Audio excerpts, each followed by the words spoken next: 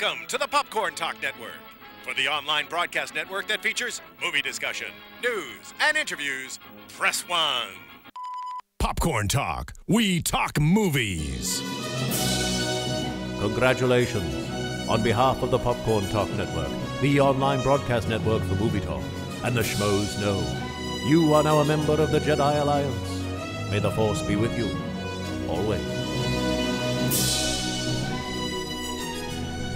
Hello, Jedi Alliancers. Happy Life Day. Welcome to Jedi Alliance episode 16. I'm Ken Napsuck, your host, and my normal co-pilot and co-host, Maude Garrett, is out still traveling the world. I have on good authority that she's coming back from Dagobah and trying to meet up with the Rebel fleet, and she'll join us shortly for the final attack on the second Death Star. But I am joined this week by two very capable Star Wars nerds who were here before. The Jedi Alliance are making their return. Please welcome from Schmoes Know, Mark Ellis. Thank you very much, Kenny. And from what I've seen on Instagram, Maude is in a very more tropical climate than what Dagobah has to offer. At least what we've seen of Dagobah. Yeah, she's on kind of an island version of Naboo, is what I keep saying. And then, of course, as always, our Jedi Alliance toy expert, Mike Black, has returned. Not necessarily talking about toys today, though he did make me jealous already with his Walgreens exclusive Boba Fett concept art Black Series figure.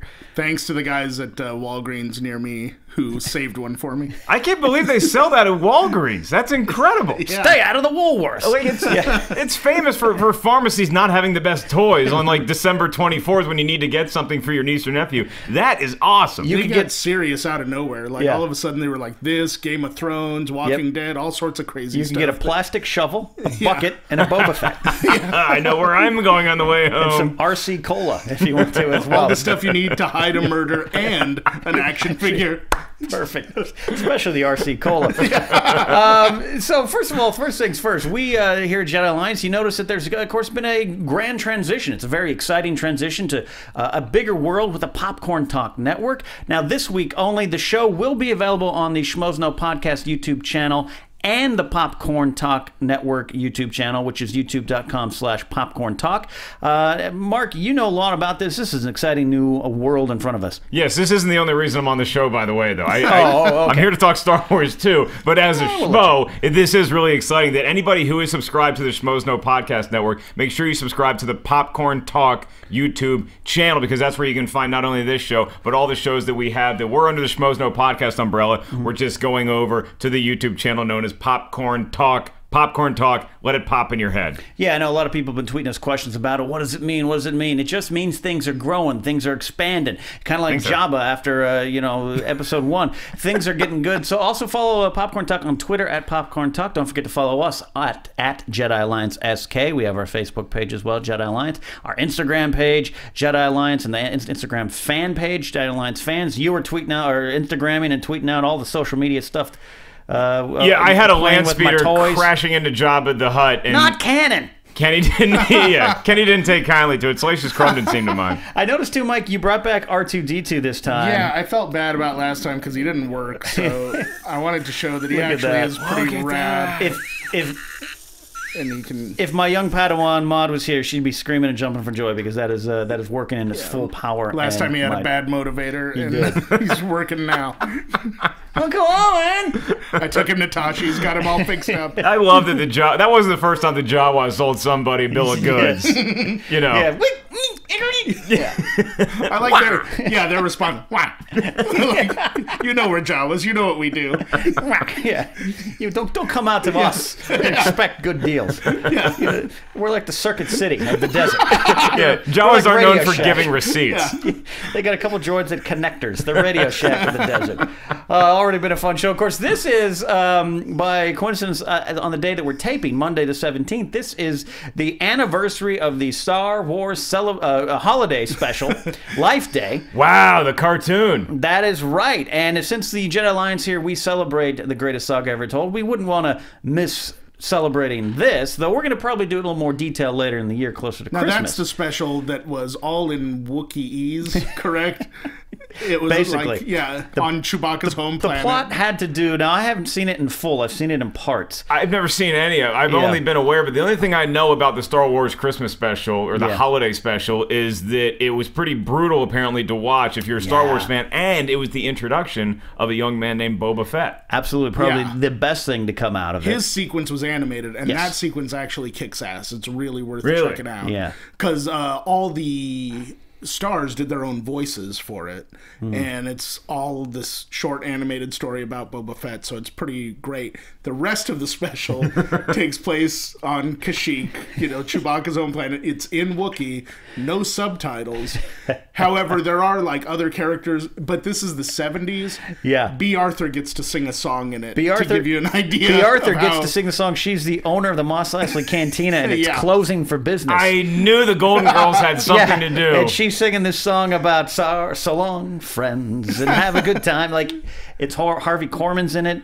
Diane Carroll is in it, I believe. Is she the one that Chewbacca's like father or grandfather, like Tarful the Wookiee or something? Someone out there, please correct me with the right name. But he puts on these 3D kind of virtual reality glasses and kind of basically goes into Chewbacca or Wookiee porn. Yeah, it's with like this Demolition dancer. Man type Wookiee sex. It's and he's like freaking out, and he's got like the 3D. Wow! And that aired on TV. As a if Star he had Wars a weird fan, Wookiee stroke while that was happening, how bad would that be? That might be the last thing I want to see before I die. Like, if I'm on my deathbed and I'm just not quite making the transition fast enough, I'm like, go ahead and put on the Christmas special. That'll do it. The basic plot revolves around the Wookiees celebrate something called Life Day, and they got to get Chewie back to celebrate Life Day. So the family is calling to the characters. So you got like Han appears, like Harrison's just like, dear God, I signed on for what?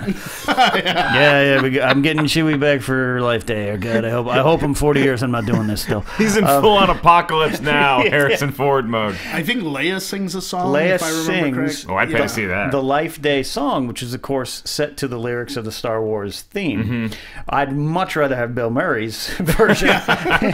But she does that. And then, of course, Mark Hamill, to round out the roundup of this, Mark Hamill appears with more makeup than RuPaul on a parade day. But this is pre-car accident, though, because it was 78, I believe right? it was pre-car accident. This might have been the day of. He might have, like, gone to this shooting, got loaded up on eggnog, and then took off. Yeah, He has more eyeliner on it than like it's you've got to see that part. Those wampa paws when they hit you, you got to pancake that makeup. Yeah. So of course we'll I'm sure at some point when Maude comes back we'll celebrate this, go a little bit more in depth. There's a website called WrestleCrap which celebrates the worst in pro wrestling, and I think they just took it down.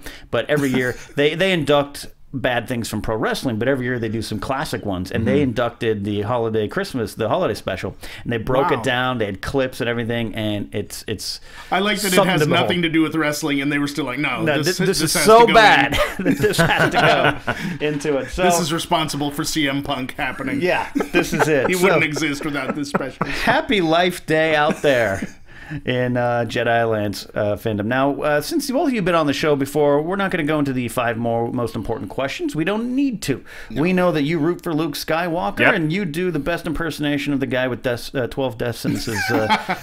He doesn't like you. I would do that to Ellis at the Comedy Store all the time, and I meant it. And it's very similar. Comedy Store. Whatever comic I was next to really didn't like him.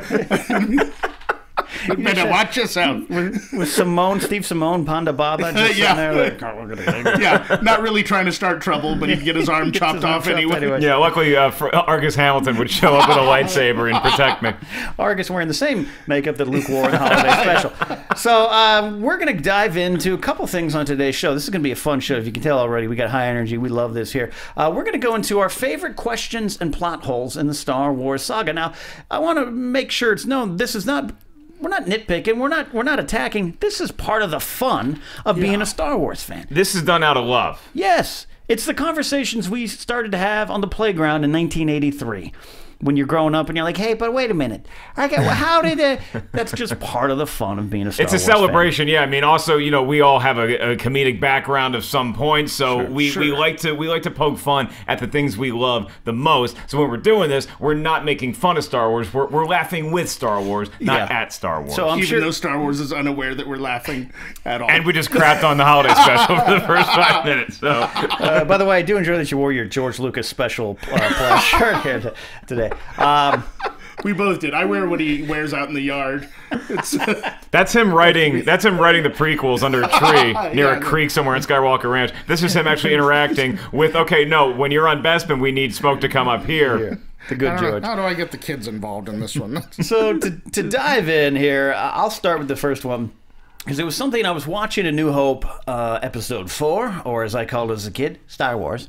I was watching A New Hope not too long ago, maybe just 2 weeks ago before one of the shows, and something popped in my head, and then someone put it on our YouTube page as well, had the same question I did, and I apologize, I don't have the name up in front of me, but I propose it to you guys. In New Hope, Obi-Wan Kenobi has these brown rags on. He's got a hood. He makes a great Krat Dragon sound, but he's kind of living in the desert. We notice that everyone else on Tatooine kind of has the same garb. Uncle Owen's dressed in the same kind of layered thing. Come to find out years later, they were all either dressed like Jedis, or Luke or George decided that's what Jedis wore, even though everyone on Tatooine had the same thing. Is that a plot hole? What do we do? Where do we go? No, that's not a plot hole. I think that's you really watching that movie way too intently. Because I think that with any sort of fashion trend, the really cool people, the Jedi, right, or whatever the cool people are wearing, everybody else is going to start wearing that kind of thing. That's very true. Yeah. So like when I was a kid, everybody had Miami Heat starter jackets, and I was like, well, I got to get a Miami Heat starter jacket. So I guess or a hypercolor shirt. I'm like, well, I got to get a hypercolor shirt, and so I think that's what Uncle Owen did, because when at the end of Revenge of the Sith, when Obi-Wan drops off the kids to Uncle Owen and Aunt Beru, they see Obi-Wan Kenobi. They're like, "Hey, you hear that Obi-Wan guy? He's got a lightsaber. Look at what he's wearing. Oh, that's awesome! I hope they sell it at our local Tashi's Power Station." And so then he went and picked up some power converters and some Jedi robes. So you think Obi-Wan changed the fashion sense on Tatooine over the 18 years living in an Adobe by himself? Well, he was definitely the coolest guy there. Sure. Like it's a desert, if you moved to Baker today, you would be the coolest guy in Baker, and they'd be like, "What is he wearing? Where do we get that?" It's not the worst idea I've ever heard. The three of us moving to Baker and really getting some things done. Really taking over that Arby's there. But yeah, I remember this is so ridiculous, but samurai would shave the top of their head so that their helmet would stick, so that they wouldn't have to worry about it moving and stuff. And other people in the village would be like, "Those guys are so cool. I got to shave my head like that." It's the worst haircut ever, in the history of mankind. But people wanted it just because the samurai were really doing it. Shows you the level of intelligence that we're dealing with. Because I referenced the Miami Heat starter jackets from 1993, and Mike's talking about ancient samurai. He's talking about feudal Japan, and you're talking the about samurai and the Jedi kind of fit. I don't know. Well, the Jedi Bendu, as Lucas called him in the first drafts of the script. Yeah, absolutely. There's definitely some ties there. Yeah. So okay, I was just wondering, because at the time as a kid, you just accepted, well, that's what Obi-Wan was wearing. He was on the desert. He was hiding out. He had these comfortable robes. He could hide from a sandstorm.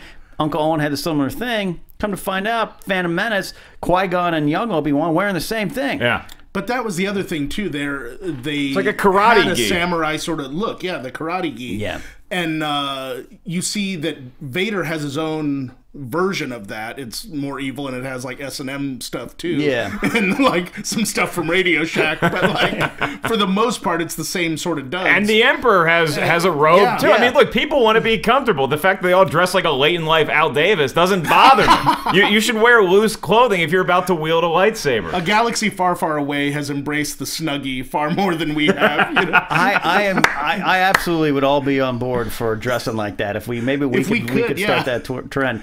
Yeah, but if you also look at early Lucas sketches of these characters, I mean, Obi-Wan Kenobi and a lot of those other guys have something like that kind of garb on them already. So, so I don't think it was by accident that he just was like, oh, you know what? Alec Guinness is really old, and he doesn't want to wear anything tight-fitting, so let's just give him some robes. I think that was a calculated decision. The follow-up, then I'll pitch it to you guys from some of your plot holes then is...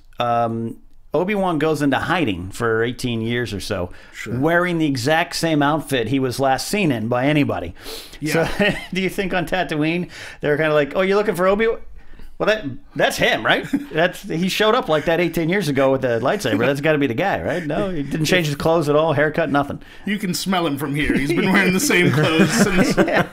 He's the drunk. He goes into bars and chops people's arms off, no matter where he is. But if you look at Obi-Wan Kenobi through the prism of being a superhero, which he is, then every superhero has their stuff that they wear out in public. You know, like I don't know how many different... You know, Batman is just a spoiled rich kid, so he has tons of costumes. I don't know if Peter Parker had a bunch of different Spidey outfits. He probably just had the one. Look, if they had released a Obi-Wan in Sunday gardening clothes figure, we would have probably bought it as well. See, I get what you're saying, but I think he moved back to Tatooine. I don't think he put out a press release saying, hey, everyone, I'm coming back to Tatooine. I think he just moved there quietly. And like didn't tell anyone he was living there. I'm not going to the probably mall. Had food delivered and stuff, you know. I'm just going to get a bunch of questions about the Jedi. I'm not going out. He probably had one guy from Pink Dot that would deliver to him that he knew wouldn't ask him any questions. Some kind of Meals on Wheels program with the Jawas. Here's an extra 5 credits. Don't tell anyone I'm here. And they're like, whatever, old crazy man. This guy keeps waving his hand in front of me. What you don't know is that before he gave to Luke... You don't need 20%. He gave every pizza delivery guy, he told them, you must learn the ways of the Force. And it just happened to work on Luke and didn't work on anybody else. You don't want to sell me pizza. I don't want to sell you pizza. All right, so that's my plot hole to submit to the group. I'm sure you guys have some. Ellis, jump in. Yeah, I got a tiny one and I got a big one. The big one isn't really it's not so much a plot hole. It's just kind of a weird feeling that I get now when I watch A New Hope is that Alderaan got blown up. Yeah. And, you know, 30 minutes later, we're having a medal ceremony. Nobody really seems that upset. And I'm thinking about the whole medal ceremony, and initially I'm thinking, nobody talks during the medal ceremony. Nobody gives a speech. There's not one guy that could be like, we'd like to thank Luke Skywalker. No, we're just going to throw medals on him, and we're never going to put your name out there. What really upsets me about the medal ceremony is that Wedge Antilles does not get honored. The only other guy to survive the original trilogy flying an X-Wing that is not named Skywalker gets out of that thing alive, and we give Chewbacca a medal?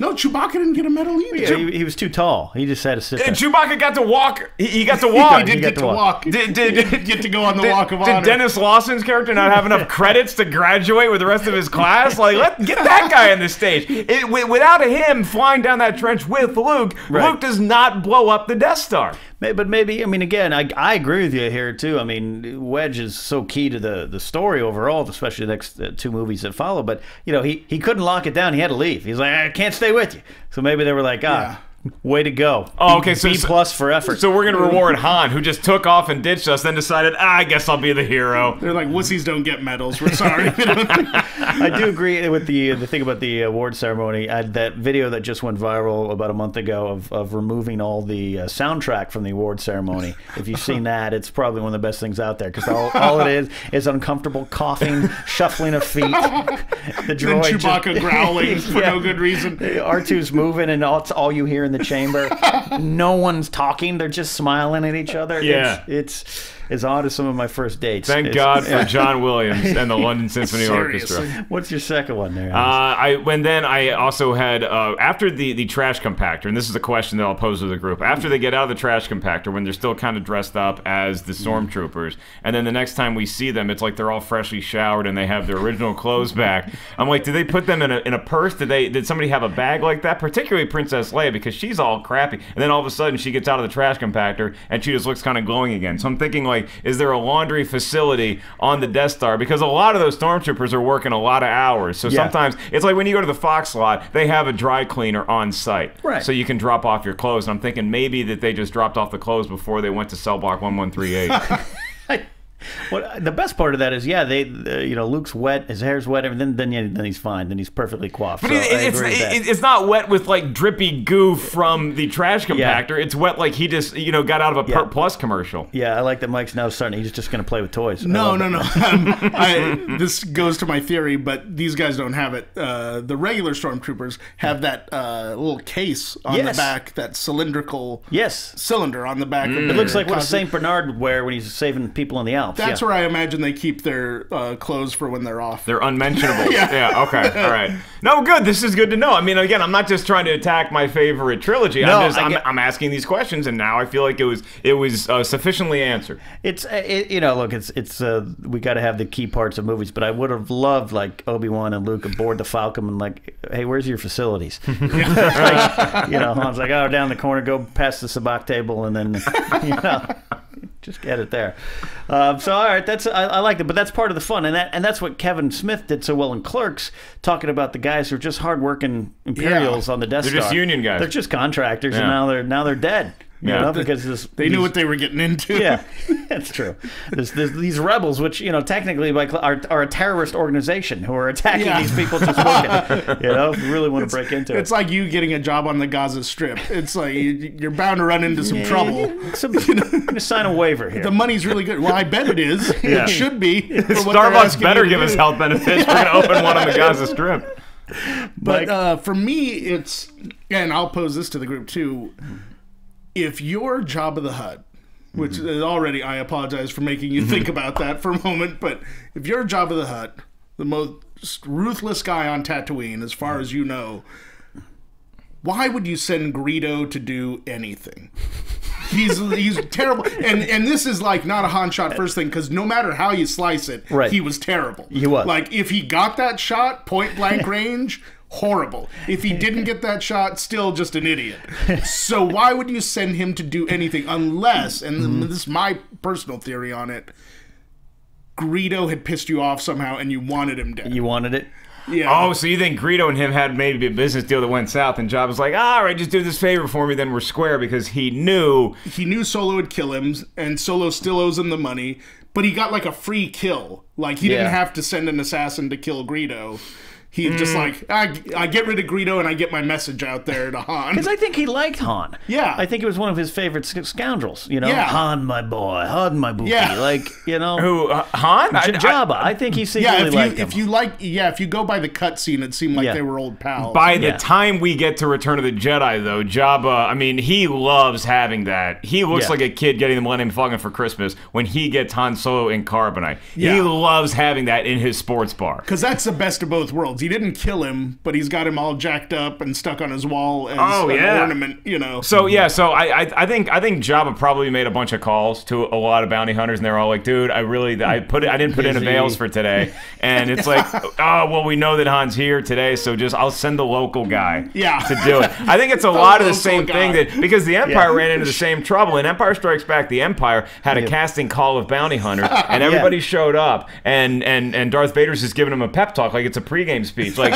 Everybody go out there and go get Han Solo, particularly Bosk, who didn't even wear shoes to the job interview.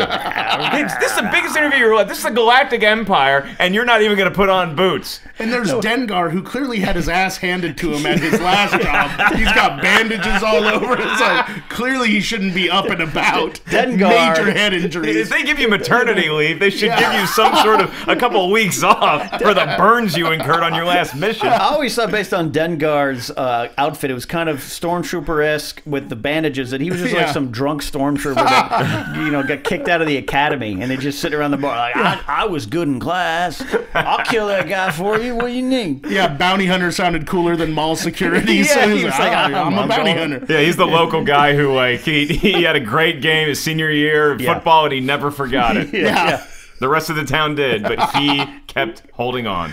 With here's one of the things that Lucas is. I love it because it seems like sometimes he didn't remember what he wrote and what he set up and some of the stuff. And it's, again, I always go back to the end of Return of the Jedi. No matter which version, again, you slice it, whether it's old Anakin or new Anakin. There's no real mention of Yoda coming up in Star Wars until the prequels filled out, but it was all Obi-Wan trained Darth, and Obi-Wan is here with Luke, and then you go find Yoda, and Yoda kind of reveals some stuff. But you go back to New Hope, it doesn't seem that Darth knew of Yoda's existence.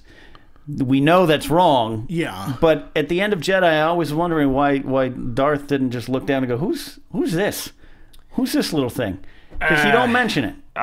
They don't mention. Tarkin's not like, oh, Obi-Wan's. You don't think Yoda's with him, right? Well, that plays into a bigger question that I have, is that everybody just sorts to they kind of accept the Force more and more and more as the trilogy goes on. But I think a lot of that is probably due to the fact that at the end of A New Hope, Luke switches off his targeting computer. Yeah. And they're like, Luke, you switch off your targeting computer. What's wrong? And he's like, nothing. I'm all right.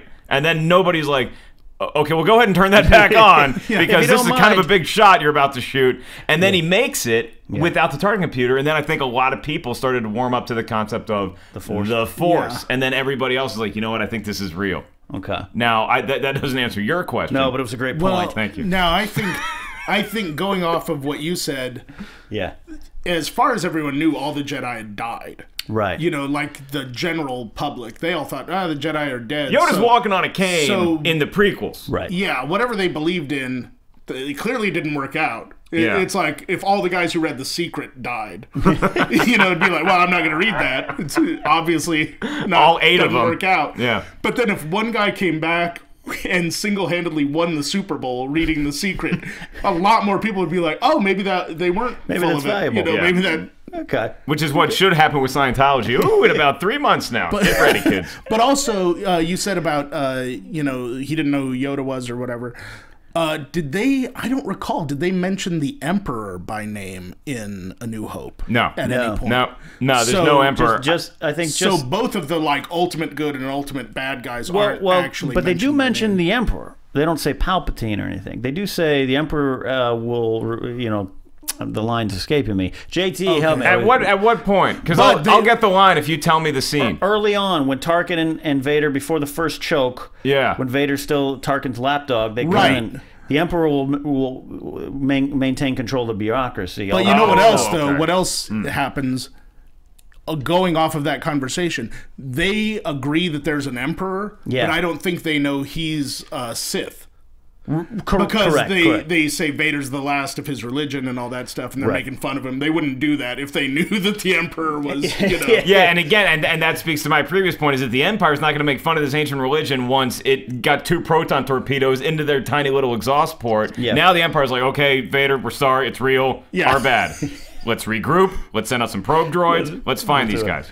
What am I, we talk about, this is questions and plot holes. This is more of a question. Do you think the entire Star Wars series is really about a young boy, Annie, just trying to get his droid 3PO back? I think that's what Terminator 2 was about. No, I think that it's more the heart and the desire, the will of R2-D2.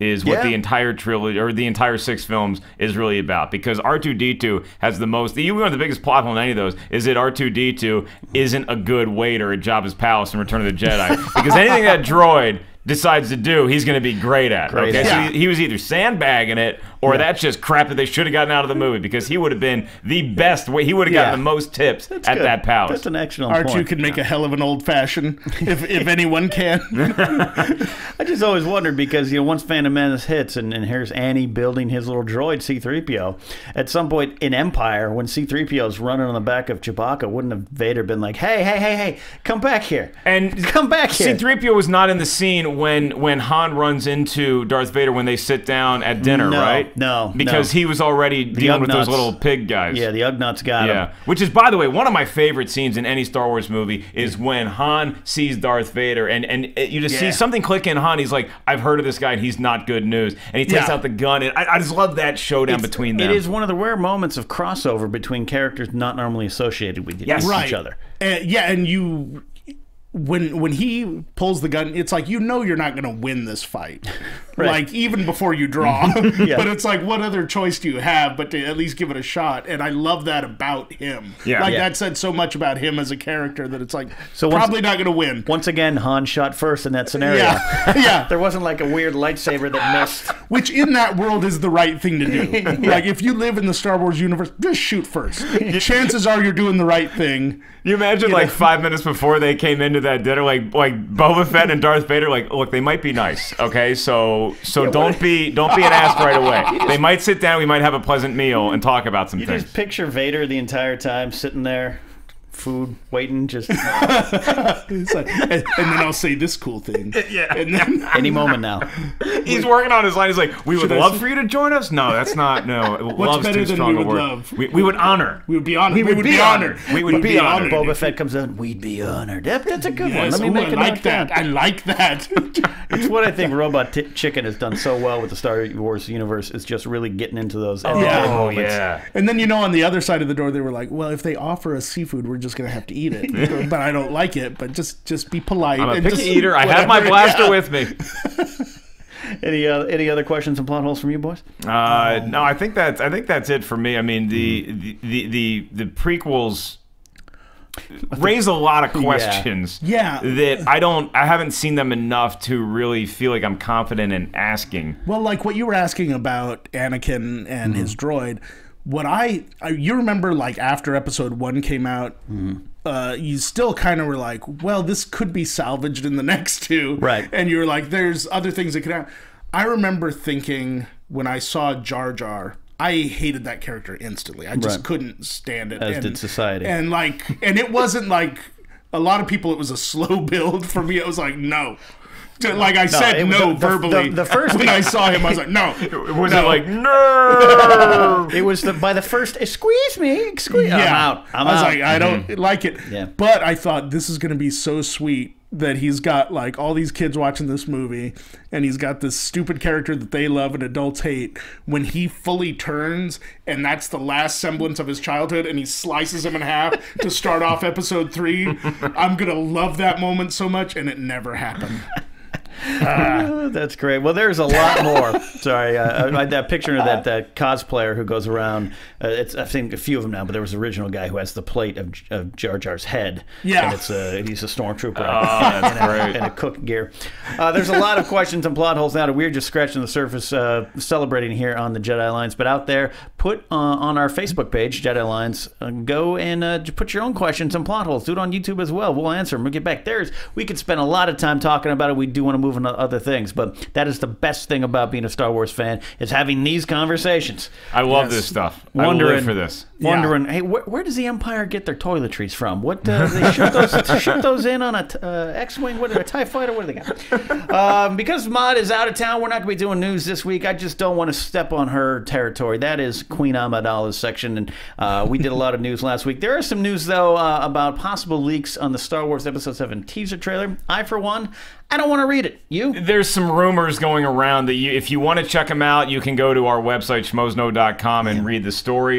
We always like putting up news for you guys to click on, because if you're interested in that and you do want to take that plunge, go ahead. For me, even more so than hearing story facts about what Episode 7 might pertain to, I don't want to know anything about the teaser trailer. I want to keep those 2 minutes pure. Mike? Yeah, I feel the same way. I want to go into this as pure as I can, because I didn't with the prequels, and I regretted it, Yeah, well, plus in this day and age, movies are just, by the time they come out, you know everything. You've seen 14 trailers that are official and released, but then also all the news sites, and it's kind of our business over in Schmoes Land to kind of check on this stuff and report on it. I'm trying to stay out of the Star Wars Episode 7 stuff, and a lot of you out there tweet or Facebook me messages with, hey, have you seen this plot thing? And if I don't respond, that's why. I don't even want to click on them. Yeah, I want to sneak in to meet Joe Black and find out that's what they put it right. Into the Woods, we're thinking. Into the Woods is what I'm putting my money on. Yeah. and see it for the first time. Like you said, we had a pre-meeting there over some hot dogs there, Mr. Ellis, and you said it's going to be good regardless of what it is. I don't want it spoiled. I don't even more than spoiling it, I just don't want to speculate on what is going to be shown or what's not going to be shown, because inevitably that's just going to skew you when you're actually watching it. Like, I just want to go watch this thing and just have 2 minutes of just pure feeling like a kid. I'm going to weep as soon as I hear the music. I'm just going to, like tears are... I almost cried driving here because I was thinking about what it's going to be like when I watch the trailer. Yeah. So do you think they'll kill Jar Jar in this one? I might... if they open with that, I would be okay. If that was the movie, just the crawl, credits, or the score, Jar Jar's killed, end credits, that's it. All you'd hear in the theater, they got my letter! I did it! A young Jedi named Mike Black. We're so close. We're just about a year away from all of our questions being answered. Yeah, I know. Now we're going to do Duel of the Fates. It is, of course, our weekly Star Wars debate segment where we take two things from the Star Wars universe and pit them against each other. Now, last week, to recap, we had an interesting one where I said, would you rather have a beer in the Mos Eisley, or a drink in the Mos Eisley Cantina, or buy death sticks on the Coruscant bar? Basically meaning, which bar would you want to hang out at? Quickly, guys, where would you go? As much as I like Mos Eisley Cantina, it seemed like there were hotter women on Coruscant, so that's where I would go. For the same reason, that's why I'm going to Mos Eisley, because it's a place you can hang out, have a beer, relax, be yourself, listen to some nice jazz. It's not like a dance club. Like, that's what it looked like. Like, Death Sticks to me looked like one of those, foo-foo, shishi, Highwood bars where it's going to take an hour just to get into the door. Mos Eisley, you can just walk in, have a beer, watch the game. I agree that it's like a local pub, but I ended up going with the bar in Coruscant just because it looked to me like a cosmic Dave and Buster's. Yeah, it just looked like exactly. stuff I was going like, on. I can handle this scene. It's not too crazy. Even if an assassin's trying to kill you, she's pretty cute too. Right. So it's like, until she changes because she's a changealoid. I wouldn't have seen that though. Like, she wouldn't have shown me that unless she died. So I'm cool with it. You know when that happens. So we put it to you guys out there, and it was close. So this week I actually did my homework. Last week I took for granted that Maude does this every week, and I had to count them up myself today, and it was a rough count, but in a close one. Closer than I expected. Mos Eisley did win 34-21 on Coruscant. We had some people who didn't necessarily vote because they didn't want to choose, but it's close. I would have thought it more Mos Eisley just because the old trilogy connection. The trilogy, that movie's better than the one where the Death Sticks are in, so yeah. But I like that you fans played along with us and kind of took yourself out of what you thought of the movie and put yourself in the universe, and a lot of people... And I like that there are fans that are so passionate that they didn't choose. They were like, too hard. I can't commit to one thing for the rest of my life. I'm going to the general store in the Ewok village. I'm going to feel like a real douche on Friday night when I go out drinking with my droid buddies, and I'm like, no, you got to go to this great place on Mos Eisley, and I'm like... But you guys gotta wait outside. Sorry about that. That's a great point. We had some people choose Coruscant and Mos Eisley and left some comments. Peter Herf, what a great name to be a Star Wars fan. Yeah, close to being scruffy looking Peter Herf. Peter Herf said, "Got to do the bar on Coruscant. I don't think anyone in the cantina likes each other. It's a place where spices are sold, bounty hunters take contracts, and droid racism is rampant. The bar in Coruscant is a hybrid of a Eurodisco bar and an American sports bar. There's games, drinks, upbeat music, beautiful Twi'leks, and patrons from every stretch of the galaxy, not just the outer rim." That scruffy looking nerve herder just sold me. Good point. Some Cantina supporters, Wyatt Olson said, definitely the Cantina. Sure, the Coruscant bar is posher, but those death sticks are brutal, not to mention the great musical talents of Fergan Dan and the model nodes. You can even find a pilot to get where you need to go. Only downside is some people don't like you. Billy says, got to go to the Cantina at 32 years old. I'm past the club scene. Pour me a drink and let me chill at the corner table with my rebel friends. Yeah. Sean Thurston says, a stiff drink and a bar fight at the Mos Eisley Cantina sounds like a good time. Easy to get a cab out of there, too. And the final one comes from our very own vacationing Maude Garrett, who says, my vote goes with the bar on Coruscant. There's a dance floor, a lot more people, and the shadiest deal is about death sticks. In the Cantina, a simple coin can clean up the mess, and death seems a common occurrence. I'd rather dance than die. If you've ever seen Maude do karaoke, you know that's why she took that. And then she asked, does the bar on Coruscant remind anyone else of the clubs in Mass Effect? Activate dodgy dancing. And final part of from the neither category, Andres Cabrera, who was we met over at Kamikaze doing our panel. I would go with neither. I would go home and rethink my life. Oh, Andres. Let's see what he did there. So this week, what we're going to be putting out for here, it's going to be, I think this is going to be one of our more heated debates we've ever had. The Duel of Fates this week is, what is the more embarrassing defeat? The Trade Federation losing to the Gungans or the Empire losing to the Ewoks? This is the Battle of Naboo and the Battle of Endor. Now, here's some things we were talking about earlier. Both incorporate, there's space battles that are incorporated into the factor here. Right. Things that happen in space, and the Ewoks, yeah, they do have the rebels on their side, and the Gungans also have kind of the Naboo on their side as well. But let's just try to focus as best we can. There are other factors. Would you rather, is it more embarrassing that your army loses to the Gungans, who come out of the swamps going, Misa, or the Ewoks, who really all they wanted to do was eat Han Solo? Swamp idiots or teddy bears? Who is it going to be? The Care Bear stare, you know. I put it to you, Mike. Take a shot. Who do you go with? God, it's a tough one, but I feel like the Trade Federation, their droids weren't really meant for that sort of thing, and it was an unknown quantity dealing with the Aqua people coming out. You know, they didn't know what kind of weapons they had, what they were doing, you know, so they weren't really ready for that sort of fight, you know, and no one, I don't care, the best military strategist in the world is not ready for a kid stealing a vehicle and blowing up your main, now this is what I call pod racing. Yeah, no one is prepared for that, you know, so it wasn't really their fault that they lost. Imagine the war room, like, all right, let's get our forces together. Do we have a plan for a 7-year-old? Yeah. Everyone is like, get him out of the room. That man is stupid. And then, send him to the ventilation shaft. Yeah.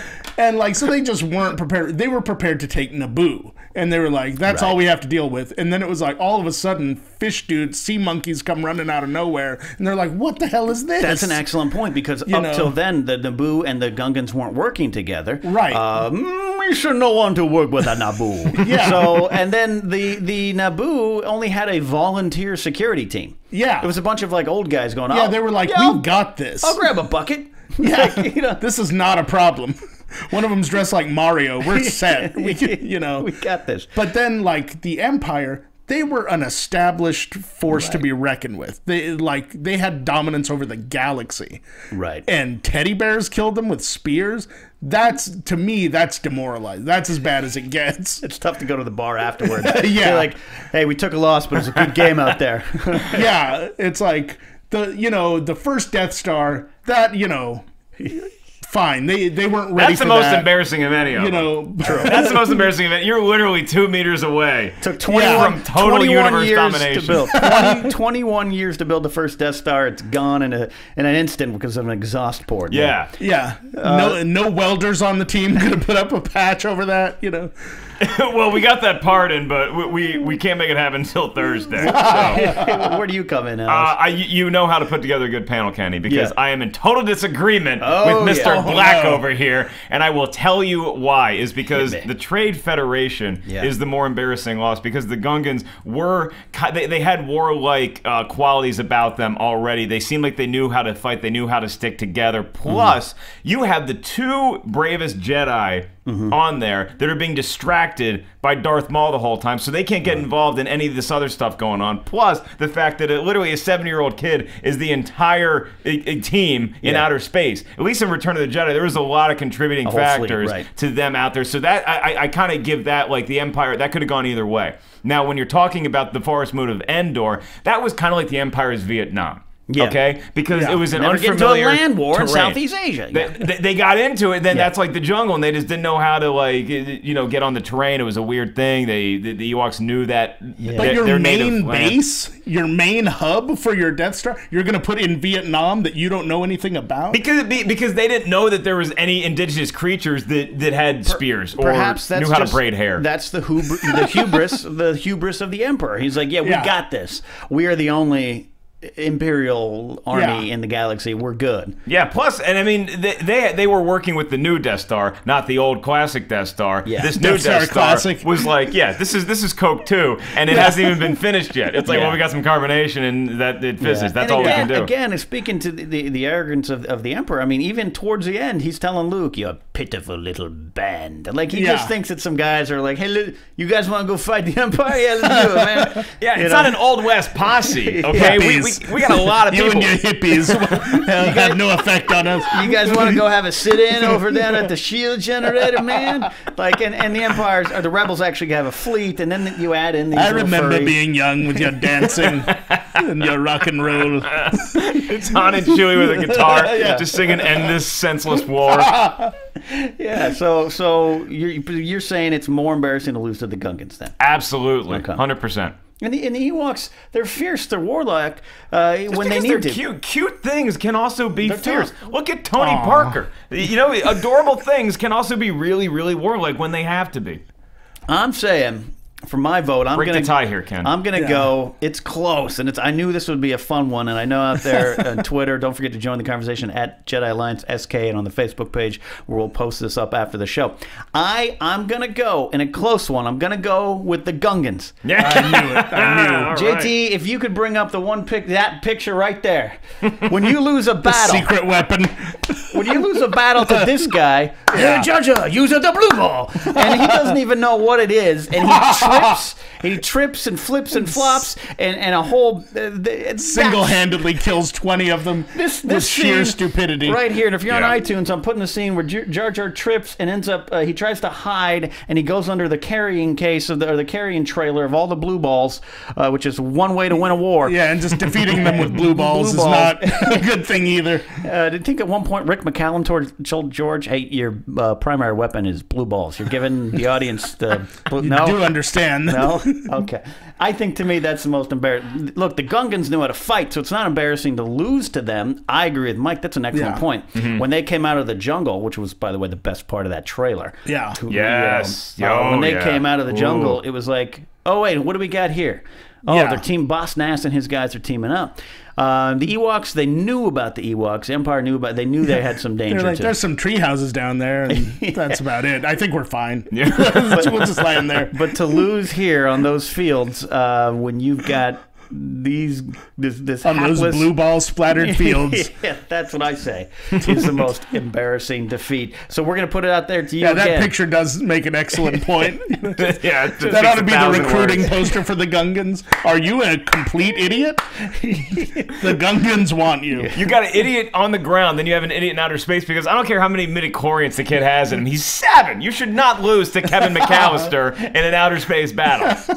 Yeah, that's right. When he's in that ship, he doesn't even know what he's shooting. He's like, let's just try buttons. Wizard. So that's that. Again, we put it out there to you guys on Facebook. Will be the primary debating point, but you can also put it on our YouTube page, on the Popcorn Talk Network's page. This week on the Schmoes Know podcast page, the conversation will be in multi areas. But it is, again, who is the bigger embarrassing defeat? What is the bigger embarrassing defeat? The Trade Federation losing to the Gungans, or the Empire losing to those cuddly little Ewoks? We'll put it out to you there, and we'll read the note next week. And a small note too, we did pass this past week over 2,000 likes on our Facebook page. Yeah. Thank you. Right. Nice. A humble number, and we hope only gets bigger, but Maude and I are so thrilled for your continued support through these first 15, now 16 episodes out there, whether you be from Schmoville or the new Popcorn Talk audience, or just your Star Wars fan that stumbles through and finds us. We love having you guys joining us to celebrate the greatest saga ever told, and we're going to put together probably another call-in episode where we take your calls in celebration of reaching that milestone of 2,000 likes. You know who the 2,000th liker was? It was actually Jar Jar. He tripped and he just hit a button in his computer and he'd ended up liking it. So that's that. We're going to do here what we came to talk about today too is I want to do a special force Don. A fan out there tweeted the Jedi Alliance page, and his name is Lee Solutionary is what he calls himself on Twitter. And he had a great point. He just asked kind of simply, why doesn't Lando get more credit? he ran Cloud City. He destroyed the second Death Star. Yeah, he had Wedge and he had a whole co-pilot, Neenum, and the whole crew. But he flew that Millennium Falcon into that superstructure, that big ship, and despite Lucas possibly wanting to end him, he shot out of there, celebrate. He took it down. He obviously had a good reputation because people talked about his maneuvers at the Battle of Tanab. Lando is a little bit the unsung hero of the rebellion, and I agree. I've always said Lando's one of my favorite characters, so I wanted to take a moment with two of the greatest Star Wars fans I know to give Lando some credit. I also we can go as in the terms of wrestling, we can go kayfabe and keep storyline, but I also want to break that a little bit and talk about just I mentioned it I think episode 2 or 3 here in Jedi Alliance. One of the reasons Lando is one of my favorite characters is you got Yoda, but the success of Empire had a lot to do with Lando Calrissian and Billy D. Williams as Lando, because as you expand the universe and go to a sequel, and that is the best sequel of all time by many, you have to have new characters that supplement the main and move the story forward. And Lando, to me, knocks it out of the park. And he's interesting too because he's not just another cookie cutter good guy that's just going to help the rebellion. He had corporate like breathing down his neck saying this, and so they're altering the deal, and he's trying to keep his friendship, and he's trying to do all these other things. So he's got a lot going on. He's not just a hey, you can hang out at our base, and I might try to sleep with Leia, but nah, it's cool. I don't have to. Right. You know, my problem. And this goes back to the plot hole thing too. My problem is not with Lando Calrissian himself, because I think he's a good dude and he helped us out by destroying the second Death Star, okay? Yeah. My problem is with whoever put him in charge of that operation, because you cannot forget that this is the guy that sold out Han Solo. I know it wasn't his fault, but this is not that long ago that he got Han Solo encased in carbonite because he had a deal with the Empire. Now we're going to send this guy to save all of his people to lead. But I think that's the point. He had to save all of Cloud City. It wasn't just his old buddy. He's now like responsible for this entire city. And so now we're going to put him in charge of the assault against the Empire? Because he got Han frozen, but he didn't get him killed. Yeah. And he also put that device on the side of it so they could find him and thaw him out later. Yeah. You know, it wasn't just, it wasn't like he wasn't thinking about him and trying to help him out. I don't like that he stole his clothes when he went in Return of the Jedi. I've always argued. That's a nice outfit. That's one of the great points. I'm wearing that when we destroy the second Death The end Star. of Empire. It's what, even as a kid, you're like, is he wearing Han's vest? I guess it just comes with the Falcon. It's like, would you like to buy this? Cool. Would you like to buy this Carillion cruiser? You also get this vest with purchase. There's a dress code to get into the cockpit. Right. You gotta have a white shirt. But and a what I vest. liked about Lando too, you mentioned it. Yeah, he had. For me, he had to make a deal that he had no. It was either it's like the Empire's coming anyway. He was wiped out. Absolutely. I know, absolutely, but I agree with your point. Yeah. It's one of those fun things. Is someone was like, "Wait a minute, you got Han captured, right? And you were friends with Darth Vader." Yeah, but what about my maneuvers at the Battle of Tanab? You're hired. Like, I get it. At the very least, can we not pair him with Neenum who speaks fish? Like, can we at least get the two guys that speak the same language? Right. I don't want a language barrier hampering this operation. But Lando is also the first to go into Jabba the Hutt's palace. Yeah. He goes in, he puts on that he's mask. deep cover. For he is Serpico, baby. He had to have been there a month at least. At least, right? He had to know where the bathroom was. And that really is the first point in Return of the Jedi when you realize that we got a chance of getting Han out of this thing, because you see this bounty hunter walk in and it's got Chewbacca, and now Chewbacca's captured too? Yeah. This is just getting worse and worse. We don't know where Luke is. We saw a hologram. We haven't seen him yet. Yeah. And then all of a sudden you see Lando and he pulls the thing down. We're like, wait a minute. We got a guy on the inside. Yeah. We could pull this off. Absolutely, and that's why I think Lando's storyline, there's so much to that, and for him to, and we're looking at the picture of him flying that Falcon through the superstructure. That is a hard tactical decision. You're to take that big clunky ship and go into those tunnels. Yeah, and you're over on one side of that big clunky ship, navigating the whole thing through it. Yeah. Do you think there was like some rebels strapped into the plane, the chessboard during the whole time, like waiting? I don't know. But that, and then again, he goes from scoundrel to he grows up and takes a corporate job, which I think you need credit for too. And he's the administrator of the facility. It seems like his people loved him. Yeah. I think that was key too. And he really was trying to look out for the maximum amount of people that he could, you know. Yeah. Even the guy with the snow cone maker, he was trying to get him out of there. Right. You know, everyone involved, you know. He was trying to save everybody. Now, to your point, I will say that it doesn't surprise me how good he is flying the Millennium Falcon, because he's flown that ship a lot before. That was his. He lost that to Han in a card game, so he knows how to maneuver that thing. That's like that first, beat up Honda Civic you get when you're 16 that you inherit. That's like that Plymouth station wagon that you're like, I know nobody else knows how to drive this, but I can drive this thing. My other point was that I got a question. Yeah. The Lando's second in command, the bald guy with the cell phone. Lobot. Yeah. Is that thing always on, or can he turn that? Because at one point Lando's like trying to and the guy's like sleeping. He's like taking a nap, and he wakes up like, oh god, I got to go back to work. Like, does he ever get a night's rest, or is he always? Now? I'll tell you, we're going to be doing I'm tipping my hand a little bit. In a couple weeks, we'll be doing a duel of fates on who is the better assistant, Bib Fortuna or Lobot. That's going to be one of the ones. Oh, he's got to be Lobot. And Lobot gets some early points because he's always available. He's plugged into the computer system. The guy sleeping never complains. Yeah, Yeah, and it's a human. Yeah. If you've read the backstory on Lobot, the character, he's just plugged into the cloud. Yeah. He's like R2. He's a walking genius bar. Yeah, he's just wandering around, just waiting for stuff to happen. He can fix JT's computer. What's wrong in here? Fine, I'll fix it. He can download the right size JPEGs for me to put up in the back. And Bib Fortuna always was going up to Jabba every Friday. Can I get a few friends on the guest list? He's like, look, not on a weekend night. But to take it back to Lando, I think too, growing up, let's be honest, he is really the only character of any kind of non-white makeup there, unless the aliens. Yeah. Growing up, there was no. Luke was the hero. Han was the hero. Unless we're counting the stormtroopers, which is retroactive. That's true. There could be a little bit of play on that too. Is that growing up, we just he was the black guy, and maybe my black friend might have liked him. And I think that some of that factors in growing up, and as times change and we're more, we want more diversity in our cast and our character. We saw what happened with Ep 7, where people were like, no, we don't want just these old British guys. We want some more diversity.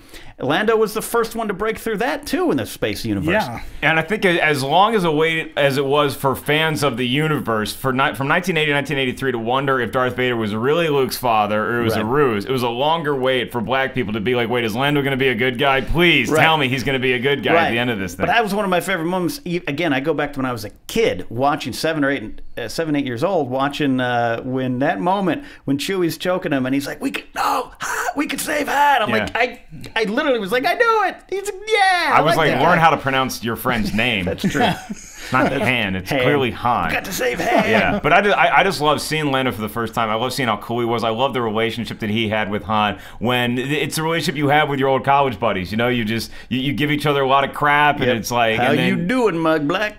He kind of opened up to to me, culture levels where he was the classiest guy in the galaxy as far as I was concerned.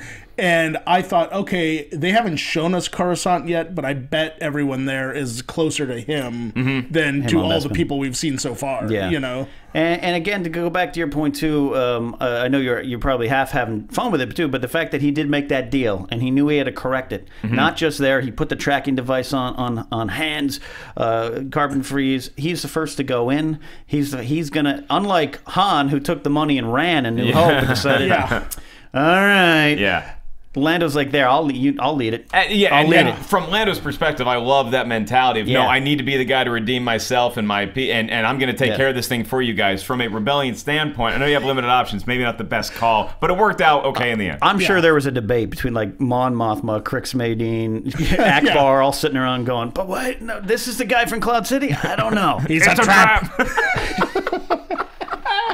Anytime you do a Star Wars podcast, comedians cannot wait to get that "It's a Trap" in. And me and Mike Black tied on this podcast. As it should be. And I'll be honest, I kind of ran out of time this weekend in my busy life. I was going to research a little bit more of the Battle of Tanab because I myself wanted to find out what the hell various did Lando maneuvers. What went down on Tanab. Dude, let me tell you, that little maneuver that he pulled was after the battle at the bar that night. That's what I always wondered. Hey, gonna buy you a Colt 45? Yeah, someone must have that Twi'lek sister team there. Someone must have told me about maneuvers there. But Lando is, to me, as much as part of the Star Wars saga as any other character. I was very excited to learn that he'll be back in Ep 7, right? Yeah. I mean, he'll be there. Oh, very nice. Right? I mean, I heard, am I wrong? I just hadn't heard it yet. Billy D, that he's there. And then more importantly, that he's, not more importantly, but more coming up sooner, he's in Rebels. I was happy to see him in the Lego game. And he was in the Lego movie, yeah. You know? Yeah. But he's in Rebels, and that means that he's ingrained. He's part of this. He's saga. still the best Harvey Dent I've ever seen in a Batman movie. That's true. Absolutely. I would love to have seen his take on Two-Face. That would have been really interesting to watch. And maybe an abortion, judging by how that franchise went downhill. Yeah. If it's Tim Burton's Two-Face, okay. If it was Joel Schumacher's Two-Face, Yeah, I'm that I glad don't Billy wanna D see. got out of Yeah. that. So that's our quick look on Lando Calrissian. We could spend a long time talking about. We could spend a long time talking about everything here because we love Star Wars. But I want you guys out there to pay your respects and honor to Lando Calrissian by joining us on the Facebook page to talk about Lando. What was things about Lando that you like? What does he deserve credit for that maybe he doesn't get credit for? Understanding Ninum might be one of them. that might be a harder language to understand than Wookiee. I didn't know he spoke fish, but he does. You know who else was in Batman from Star Wars? Porkins. Yep. Yeah. Jack Porkins. Yeah. Was he Eckhart? He was Eckhart. he was Eckhart. Wow. Yeah, Think about the future. Think about the past. William Hookins. was Wow. there. So that's our take on Lando. That's our take on the Star Wars. We could go. I'm always disappointed we have to end this because we could get into more military battle debates. Yeah. the three of us. We might have to do a episode of Jedi Alliance just devoted to Imperial battle tactics. Yeah, we've seen the battles now with these individual spin-off movies that they're going to have. Maybe we just get one of those strategy movies, where it's just, let's get a Valkyrie. Let's just plan out this rebel attack. Let's get like a Gettysburg or Gods and Generals type of version. Just A movie just called Lando's Maneuvers. I would go see that. that'd be a great reality show instead of like The Bachelor. Lando's Maneuvers. I totally would pay for that. So before we leave, like we do as always, we like to pay tribute to a fallen character from the Star Wars universe. Sometimes it can be a character, sometimes it's a notion, or sometimes it's a droid, like the Imperial probe droid we paid homage to a while back. But today, we're going to pay tribute to, well, here's who it is. If you're going to die, make it count. That's the theme of today's In Memory. The legendary Battle of Endor had two distinct sides. The ground assault on the shield generator and the epic space battle between the Imperial Navy and the ragtag rebel fleet. History shows that the rebellion won that day, but that might not have happened if not for one rebel pilot named Arvel Krynid. No, that's not the name of a rebel accountant. It's the name of an A-wing pilot whose final act changed the course of battle. The rebel fleet was pinned, or some would say trapped, between the fully armed and operational second Death Star and the Imperial Navy's dreaded Star Destroyers led by the Super Star Destroyer Executor. The rebels knew that they had to take out Vader's flagship, so they concentrated all firepower on the Executor. A group of fighters had begun a strafing run of the ship when a laser bolt struck the side of Arvel Krynid's A-wing, sending it into a spin. But the skillful pilot let out a scream and managed to control his ship just enough to send it crashing to the control bridge of the Empire's grand ship. The command staff was killed, including Piet. The controls lost, and the ship crashed into the side of the second Death Star. The tide of the battle had been turned. Arvel Krynid was posthumously awarded the New Republic Medal of Bravery, and as we learned while reading Heir to the Empire, the Krynid Award was later established to honor brave pilots of the Republic. Arvel Krynid changed the course of the rebellion. One pilot, one ship, one sacrifice. Rest in peace, Arvel Krynid. Beautifully said, Kenny. And one Cadillac, too. There was the body of a Cadillac that they used during Return of the Jedi to actually penetrate that. Yeah. Perfect. So that has been this week's Jedi Alliance. You can, of course, again, follow along as we change over full-time to the Popcorn Talk Network. Go to youtube.com/Popcorn Talk and find all the episodes there, not just with us, but with profiles and guilty movie pleasures, Meet the Movie Press, Anatomy of the Movie moves over there, too. And don't forget Marvel News, DC News, which is our newest show. And don't forget the main show, which is the Schmoes Know Movie Show, which can be found live, if you like it, 6 p.m. PST every Thursday night, as I'm joined with this man and another cast of characters. Because guess who's back this Thursday? Guess who's back? This guy. Ellis is I'm back. back on the live show this Thursday, and like Ken said, make sure you guys subscribe to the Popcorn Talk Network on YouTube. It's going to be your future home for all the Schmoes shows you know and love. And of course, don't forget, we are still on iTunes. That is a very viable and powerful side of the Jedi Alliance. So don't forget to rate, review, subscribe if you haven't on iTunes. And this week on the main show, we'll be talking about superhero movies. We've been talking about comedies, our favorite science fiction movies, all that. We've been having a lot of fun over there on the main show. And try to catch it live if you can, 6 p.m. PST, because that is a lot of fun. Mike Black, thank you so much for being our toy expert and returning. Thanks for having me, you guys. And when you're not looking, I'm going to take the Boba Fett Black series after the show.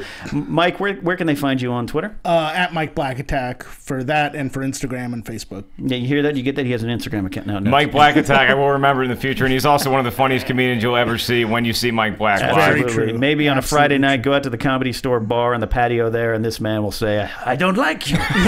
It's the closest thing that we have on earth to the Mos Eisley Cantina is the Comedy Store That front is bar. very true. Ellis, of course, don't forget to find him on Twitter. That's right. At 5150 Ellis, and more importantly, at Schmoes Know. And make sure you guys subscribe to our channel, Schmoes Know and Popcorn Talk. Absolutely. Maude will be back next week, and follow her on Twitter at Maude Garrett, me at Ken Napsuck, and the show at Jedi Alliance SK. And I'll see you Thursday on the Schmoes Know main show live, 6 p.m. PST. Thank you so much for listening. JT in the booth, thank you. That is it. This has been the Jedi Alliance. Thank you for listening, because many Bothans died to bring us this information. From producers Maria Menounos, Kevin Undergaro, Phil Svitek, Christian Harloff, and the entire Popcorn Talk Network, we would like to thank you for tuning in. For questions or comments, be sure to visit popcorntalk.com. I'm Sir Richard Wentworth, and this has been a presentation of the Popcorn Talk Network. The views expressed herein are those of the hosts only and do not necessarily reflect the views of its owners or principals.